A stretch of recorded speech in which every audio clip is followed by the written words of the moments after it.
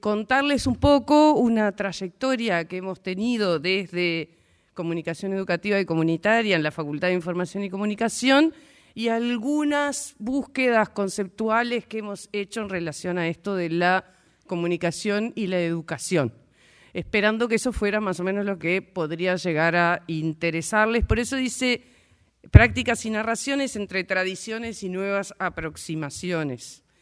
Y una es que la educación para los medios, nosotros tenemos un curso que se llama así todavía, que además hemos discutido muchas veces sin cambiarle el nombre y por diversas razones ha quedado así, que es una tradición latinoamericana de educación y comunicación popular que existe hace muchos años.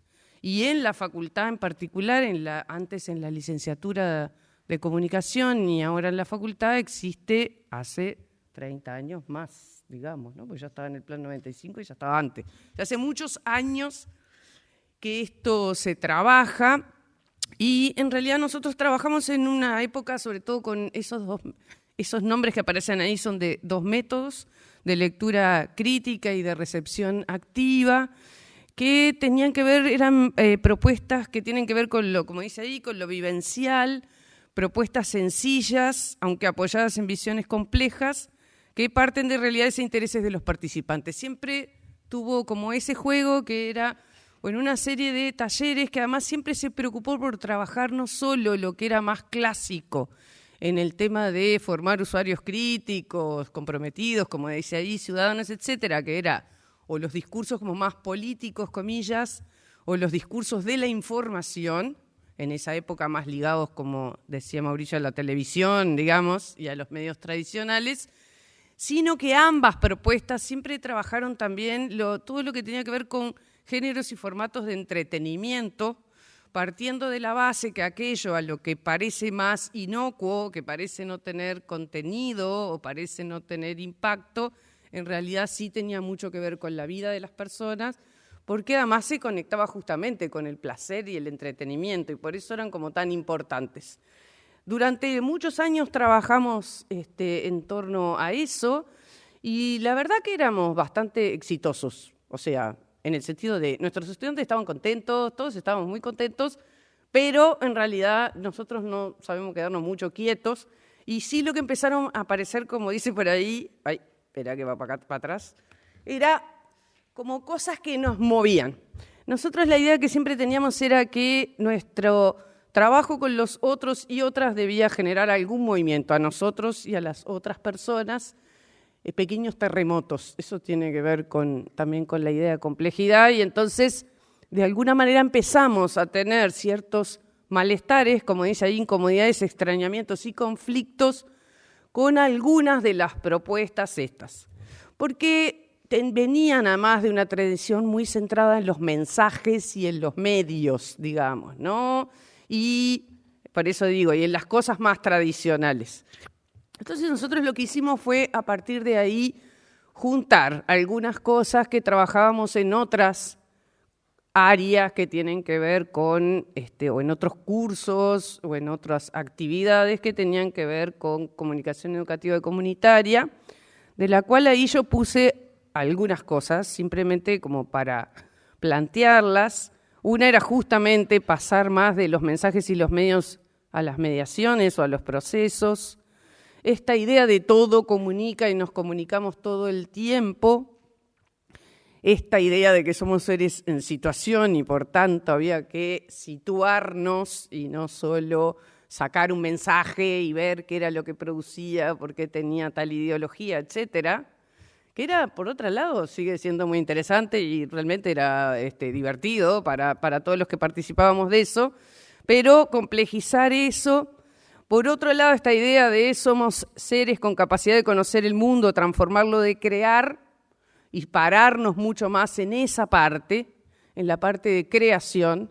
La referencia también al comité que yo traía no era solo un tema de currículum, sino que cuando yo participé de esa instancia, que fue una instancia convocada por el gobierno y en realidad yo participé por la universidad, la gran preocupación, que yo respeto, pero había como mucha fuerza en la parte de protección a la infancia y la adolescencia y no en la parte de promoción. Se supone que en el título estaban las dos cosas, En realidad era como que todo el tiempo había que bregar por la parte de promoción y no solo por la de protección. Entonces, también esa preocupación de decir, bueno, vamos a tratar de aportar más desde ese lugar. Y después todo lo que tiene que ver con lo público, lo político, la ciudadanía, que es como otro eje que nosotros también nos interesaba trabajar. Entonces lo que hicimos fue hacer algunas transformaciones y yo me voy a referir sobre todo a algunas cuestiones conceptuales y no tanto a las organizativas. Como dice ahí, de lo puntual y fragmentado, lo integral articulado, ahí sí es una cuestión que fuimos creando un sistema, una red, etcétera, bajo la idea esta de comunidad de aprendizajes, y después le agregamos de creación de conocimientos y de producción, que implica que cada año habemos cientos de personas que nos encontramos a partir de distintos cursos, actividades y proyectos. Y eso nos incluye a los docentes, a educadores, psicólogos, etcétera, que trabajan en las organizaciones, a nuestras y nuestros estudiantes de la facultad y a los y las adolescentes y jóvenes, porque en realidad nosotros hemos concentrado desde hace unos años, por razones que son, digamos, tienen un fundamento, pero que de pronto no vienen tanto al cuento acá, en adolescentes y jóvenes en la construcción de lo público, como dice ahí. Entonces, en los últimos 5 años, nosotros hicimos un cálculo hace poco, en realidad, o sea, por ejemplo, cada uno de nuestros cursos tiene, pongámosle por caso, 8 grupos de estudiantes que trabaja con, por ejemplo, uno de los cursos trabaja con liceos y UTUs, o sea que trabaja con 8 cursos de liceo y UTU, ¿no? Son entre 20 y 30 personas en cada caso y que hacen ciclos de entre 3 y 5 talleres cada vez y producen cosas, ¿no? Y así con cada curso, en cada año, que son varios cursos en un año, entonces es mucha gente. A su vez hemos trabajado también con otros colectivos, en particular con el programa de participación adolescente, no sé si ubican, del INAU, Propia. Ahí trabajamos con grupos Propia, como se suele llamar, y a su vez trabajamos con grupalidades juveniles diversas que tienen expresión en lo público, desde los que hacen hip hop a breakdance, los que hacen K-pop, las que hacen, muchas, mujeres en ese caso, los grupos de K-pop, de soft combat y cosas por el estilo, hasta grupos que trabajan con discapacidad y una serie de cosas. Entonces digo esto porque eso es lo que nos permite trabajar y crear conocimiento en un colectivo que hay que sostener y mantener. Entonces eso también es importante, porque si no era un tallercito que uno iba a un lugar y hacía una cosita y está todo bien, pero quedaba como perdido por ahí. Entonces, ¿cómo generar una cosa donde circulemos y circulen mucho más gentes, personas, cosas, etcétera? Que nos parece que para transformar el mundo, digamos, eso tiene como más sentido. Después lo que sí es lo que de repente me gustaría compartir un poco más con ustedes es esta idea de generar nuevas conceptualizaciones. A partir de que esas no nos servían tanto o nos quedaban como estrechas en algunas cosas, hicimos algunas búsquedas. Una tenía que ver con esta idea de complejidad y con la idea, primero arrancamos por la idea de convergencia, que ustedes capaz que manejan más y mejor incluso, no nos ocupó mucho y salimos a los territorios comunicacionales, que es lo que le voy a hablar un poco. Y lo otro sí es que nosotros trabajamos con metodologías participativas, de investigación y de intervención. Eso quiere decir que los y las adolescentes y jóvenes, y si trabajamos con niños y niñas es lo mismo, son parte del proceso, ¿no? Trabajamos todos y todas juntas desde nuestros roles, desde nuestros lugares, pero tiene que ver con eso, con esa construcción. Invitamos y nos invitamos a hacer procesos juntos y juntas. Entonces, esa parte va construyendo conocimiento desde cierto lugar. Una aclaración que siempre hacemos es, no creemos que sea la justa, ni la única, ni nada por el estilo, sino que es lo que nosotros hemos decidido, donde nos hemos decidido situar y aportar y desde ahí compartir, digamos, ¿no? Y después la idea esta que tenemos diversos abordajes, lenguajes y creaciones, tampoco nos atamos a un coso.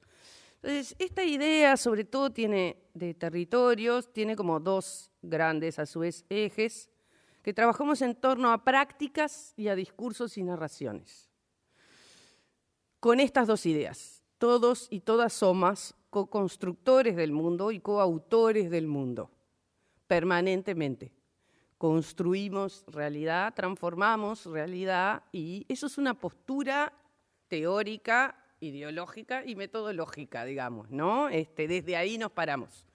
Entonces, esta idea de las prácticas tiene mucho más que ver con el habitar, y eso se traduce, por ejemplo, cuando trabajamos en liceos, ¿cuál es la entrada a un liceo? Es, bueno, queremos trabajar participación, ¿no? Nos plantean. Entonces, una cosa es participar, si te sentís parte de algo, etcétera, y algo tan simple con cuáles son tus lugares en el liceo, cómo habitás el liceo, ¿no? ¿Qué haces? ¿Qué construcción a partir de eso, qué narración haces de lo que haces, digamos, ¿no? Entonces, por ejemplo, el habitar tiene que ver con eso, también con la posibilidad de participar y ser protagonista de la transformación de tu liceo, de tu UTU, por ejemplo, ¿no? O de tu barrio. Y después, discursos y narraciones, que es de pronto lo que más voy a comentar, tiene que ver con esto de, bueno, también quién soy, los lugares que hago, lo que puedo hablar y lo que no, lo que merezco y lo que no merezco. Esta última cuestión que está puesta ahí porque es una cosa interesante que surge de todo este proceso de investigación es, los gurises y gurisas muchas veces sienten que no merecen tener ciertas cosas. Por ejemplo, en mi barrio no hay contenedores de basura porque esos son para Carrasco y para Pocitos. Esa es una construcción. O alguien que viene del interior, un cuento que hacían en un centro juvenil, que viene del interior del Chuy. Es interesante este caso porque es un centro juvenil que trabaja en la Ciudad Vieja y trabajaron la migración, que es un tema, y con la idea de todos somos migrantes, no solo los que vienen del exterior, sino los que se mudan de barrio, y tratar de todos sentirse, qué es ese sentimiento de ser extraño para otros a partir de la migración. Y hacían una narración muy graciosa porque el protagonista venía a Montevideo, y al venir a Montevideo otra cosa diferente, venía a Montevideo Carrasco.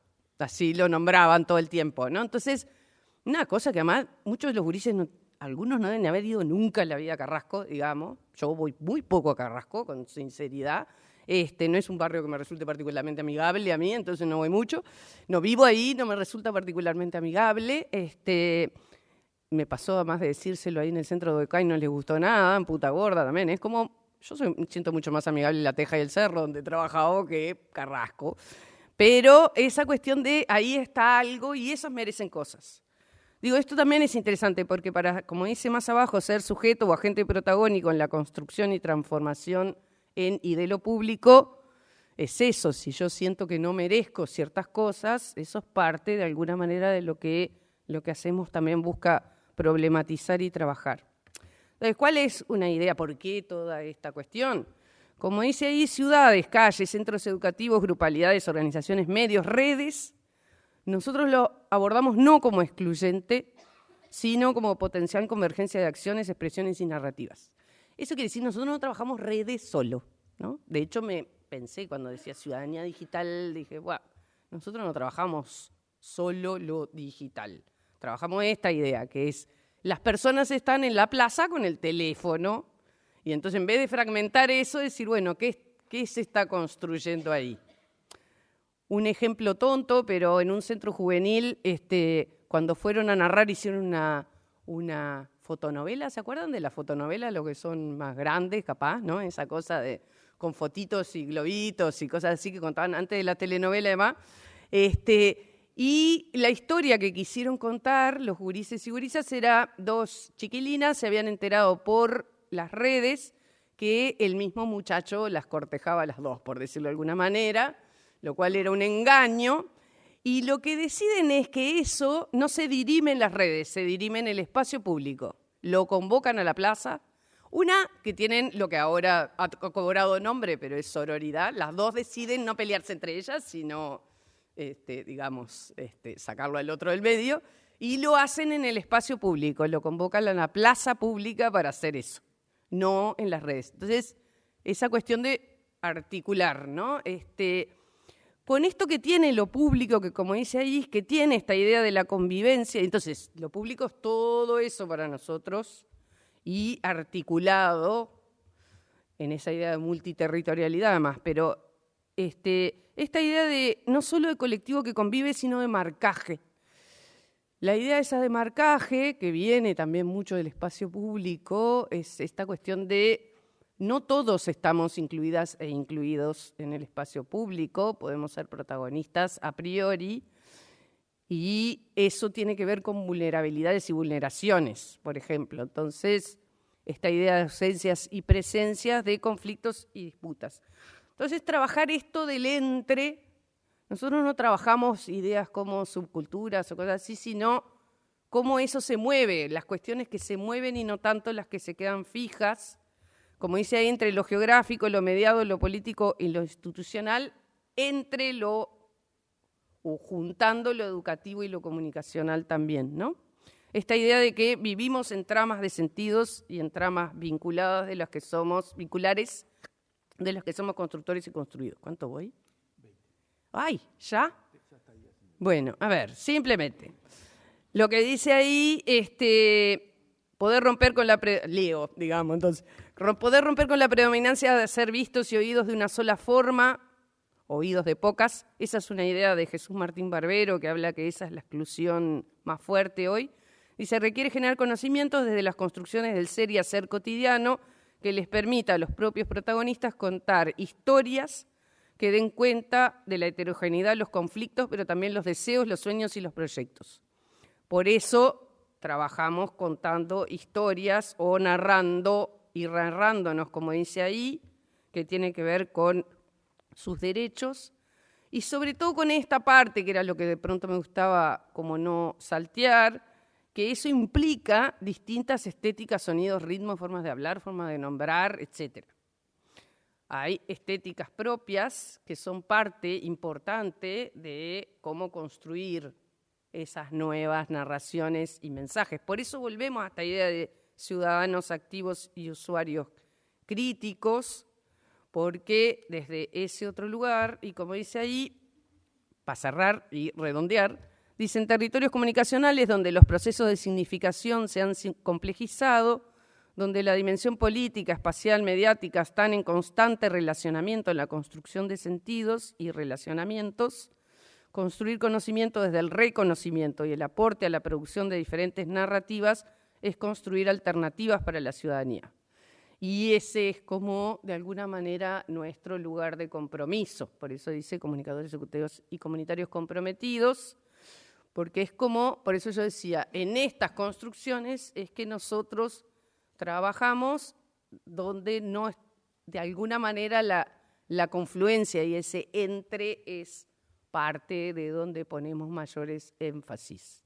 Por eso era mi duda con esto de la ciudadanía digital, digamos, es como otra manera de situarse a pensar esto. Gracias. Yo no lo pude apagar. No pude dejarlo ahí nomás también. ¿Vos no tenés? Bueno, no tengo ninguna. ¿Se oye? Sí. ¿Ustedes son docentes? ¿Todos? No. ¿Qué otras cosas? Talleristas, activistas. Pero, digamos, hacen un trabajo educativo. ¿Sobre todo con jóvenes? ¿O también con niños? ¿Con niños hay? ¿Sí? ¿Con adultos? También. Bien, pero básicamente lo educativo es el centro acá. Entonces creo que estoy bien en lo que iba a plantear. Yo recuerdo 3 o 4 momentos de los últimos 12 o 13 años que fueron importantes en Uruguay, me parece, para avanzar en este tema, todos juntos. Esta es una instancia más, pero al mismo tiempo, quiero decirlo, tengo una cierta frustración. Creo que pudimos haber avanzado más. Entonces, mi asunto acá va a ser pedirles a todos ayuda, ojalá, para avanzar más juntos en esto. Yo recuerdo con Alicia, justo, hace como 12 o 13 años, sacaba la cuenta, Alex Massey, que era la directora de secundaria en aquella época, hoy dirige el INED, Instituto de Evaluación Educativa, nos pidió que armáramos un plan para formar a los docentes de enseñanza media en estas cuestiones que Alicia acaba de contar, que estaban en otra etapa en aquel momento, pero hay una continuidad del trabajo que la universidad, y en particular lo que hoy es la Facultad de Información y Comunicación, viene haciendo en esto de educación para los medios y educación para la comunicación, que ahora explicaré por qué es un nombre que a mí me gusta más, y le pedí a Martín Prats que se llamara así esta mesa y no educación para los medios. Pero no es solo una pelea con lo digital, sino con la cuestión de que no es solo la alfabetización mediática o el aprender a consumir mejor, sino a usar mejor. Cosa que hoy es obvio, porque lo digital rompió toda esa barrera, pero que no era obvio en aquellos años. Uno no suponía que un estudiante liceal iba a hacer televisión. Era impensable, pero debía ser pensado ya. Eso es lo que estábamos diciéndole a Alex Massey en aquella época. Me acuerdo que nos pidió un plan y le dijimos, bueno, haremos para unos 200. No, tienen que ser 600, nos pedía más. Nunca se hizo. Las razones nunca las entendimos del todo, la plata estaba, no había problema, pero no se pudo. Unos años después, Alicia hablaba de un comité consultivo que era el de infancia. Yo estuve en el comité consultivo de la Ley de Medios, año 2010. Y en ese comité consultivo pasaron cosas bien interesantes y terminó abriéndose un capítulo especial de educación para la comunicación, así se llamó, en el comité consultivo, y terminó reflejado en la ley en algo que casi nadie sabe, pero Martín Prats, que nos invitó a esto por la Institución Nacional de Derechos Humanos, sabe bien, porque es un compromiso que le pesa a la institución, que es organizar la educación para los medios en Uruguay. No, la educación para la comunicación en realidad es más amplio que eso. Cada vez que se aparece el nombre, yo digo, no, es educación para la comunicación en general. Hay una misión de la Institución Nacional de Derechos Humanos, está en los artículos, creo, 84, 85, 85, 86, siempre me armo lío, lo podemos leer, de la Ley de Medios, aprobada hace 5 años, hace un rato ya, está por cumplir justo 5 años, se aprobó en diciembre del 2014, y que a la Institución Nacional de Derechos Humanos le encomienda la Defensoría del Público. ¿Sabían eso? Nadie sabe. Es una de las cosas que a uno le angustia un poco. Hay una ley y no la estamos usando. La Institución Nacional de Derechos Humanos tiene esa tarea, y en el inciso F del 85 y el G del 86, si no mal no recuerdo, define un aspecto de lo que la Defensoría del Público implica, que es organizar un plan nacional de educación para la comunicación con la NEP, con la educación no formal, con todos los que algo tengan que ver, o sea, con todos ustedes. ¿Sí? Con todos ustedes. No ha pasado y se lo venimos reclamando a la institución, y Martín sabe porque le hemos roto bastante los cocos con que ahora le toca a él desde ese lugar y a toda la institución trabajar en esto, lo venimos planteando antes. Pero también me acordaba de otro hecho interesante que creo que compartimos también con Alicia hace 5 años con el compromiso audiovisual. ¿Te acordás, Alicia?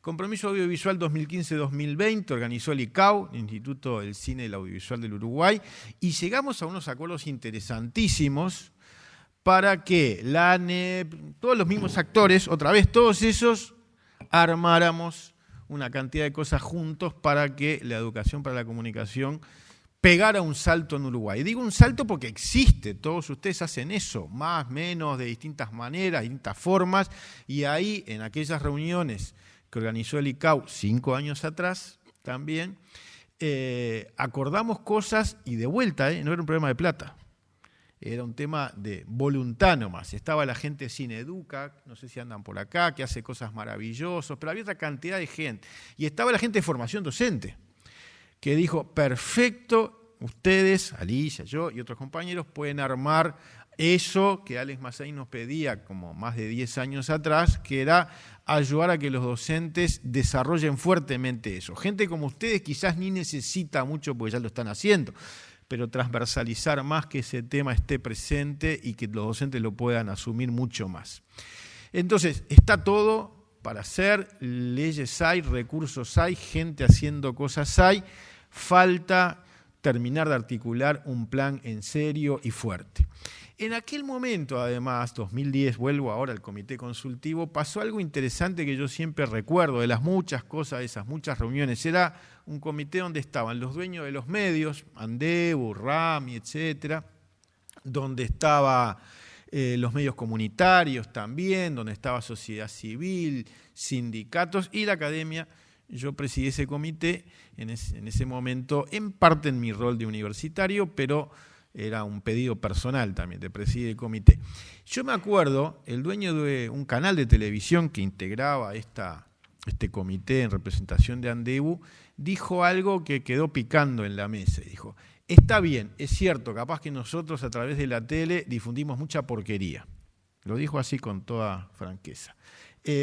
Así que vendría bárbaro que haya un plan de educación para la comunicación, porque difundimos mucha porquería porque es lo que la gente quiere ver. Si la gente quisiera ver otras cosas, difundiríamos otras cosas. Yo no tomo esto al pie de la letra para nada, pero digo, había hasta esa voluntad de ese lado. Y ahora con lo digital, otra de las cosas que decía este señor, con el cual terminamos en muy buena relación y peleados todo el tiempo, las dos cosas son ciertas y a la vez, decía, ¿y para qué tanta ley y tanta regulación si en realidad ahora con Internet cualquiera puede hacer y decir lo que quiera? Pero cualquiera puede decir y hacer lo que quiera. Efectivamente, eso del 2010 para acá pegó un salto enorme y mucha gente dice y hace muchas cosas y los docentes vuelven a estar preocupados, igual que hace muchos años, pero de un modo un poco más complejo debería pasar. Porque años atrás, y Alicia sabe bien, la discusión entre los docentes es desterrar a la televisión o integrarla. La televisión o los medios en general. La televisión siempre aparecía como la máxima expresión de todo eso. Esa idea de que en clase hacemos una cantidad de cosas y después la televisión nos arruina el trabajo todo el resto del día, ¿no? Algo así como Penélope, ¿no? Desteje fuera de la escuela lo que se tejió en la escuela, ¿no? Era como una gran desgracia y entonces más bien había que evitar toda presencia de la televisión ahí, que era relativamente fácil y ahora es imposible, porque los medios se nos metieron adentro, el celular está ahí y no hay forma de que no esté presente en todos nosotros. Y tampoco ya es tan difícil pensar eso que en el país de Ceibal es obvio, y es que los gurises hacen cosas y no solo consumen cosas, porque la preocupación con la televisión era el consumo. Con la producción no había tanto. Por eso entonces, más que educación para los medios, que tiene una tradición larga, con varios nombres, Alicia ya los mencionaba, en el mundo se llama, por ejemplo, el nombre más difundido en inglés es Media Literacy, alfabetización mediática. Ese fue el nombre que durante muchos años tuvo y tiene todavía, sigue habiendo grandes congresos de estas cosas. Sin embargo, nosotros preferimos educación para la comunicación ya en aquel comité consultivo de la ley de medios, y así quedó plasmado en la ley, en ese par de incisos de un par de artículos, porque lo que entendemos es que hay una interacción inevitable, necesaria y deseable y muy fuerte entre dos cosas, consumir y producir. Y hoy eso, con lo digital, se juntó, ¿no? Ya no hay manera de separarlo, en parte por suerte, porque se acabó, me parece, o se debería haber acabado, aquella preocupación por si el asunto es consumir críticamente, ser más críticos con los que vemos, no comernos cualquier cosa, elegir mejor, que todo eso está bien, sino también producir. En general sabemos, y Alicia lo sabe bien con la experiencia que hace muchos años que se viene haciendo en la facultad, aquel que produce consume mejor y aquel que consume más críticamente produce mejor.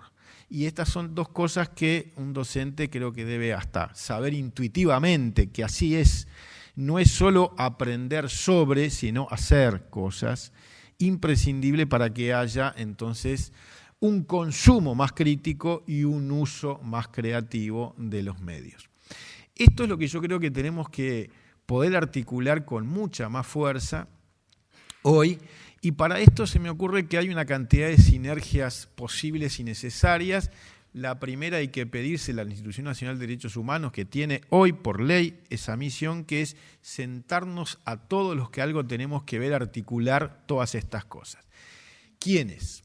Gente como ustedes en primerísimo lugar, los que hacen cosas, los que están en contacto con niños, con adultos, con adolescentes, con jóvenes todo el tiempo, preocupados con a veces lo que consumen, a veces lo que crean también, lo que ellos están diseñando y creando, y con esa articulación inevitable entre las dos cosas, lo que consumen y lo que crean.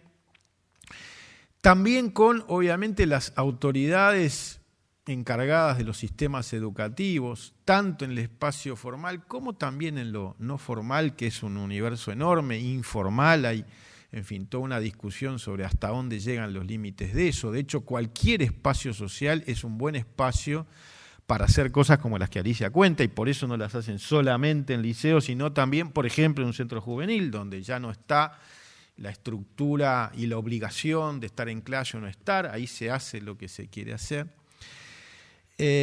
Ni que hablar la formación docente, ahí hay muchísimo para hacer. Siempre hay una discusión con todo tema que se quiere meter, si tiene que ser transversal o específico, y mi respuesta es las dos cosas. Está bueno que haya espacios específicos, yo creo que cada vez debería haber más, pero es imprescindible que todos los docentes se incorporen esto.